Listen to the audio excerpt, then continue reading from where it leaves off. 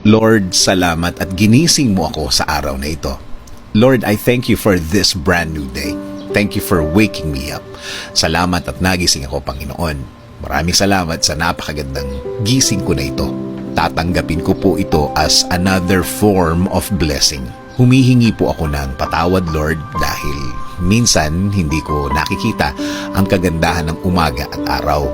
Hindi ko nakikita ang mga bagay na ibinibigay niyo sa akin. Mga bagay na dapat maganda ang effect sa akin.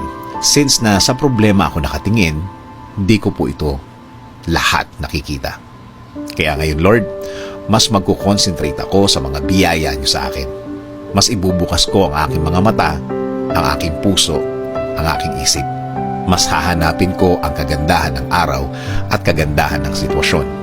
Sa ganda ng mga bagay na inilalagay niyo sa aking buhay. In Jesus' name we pray. Amen.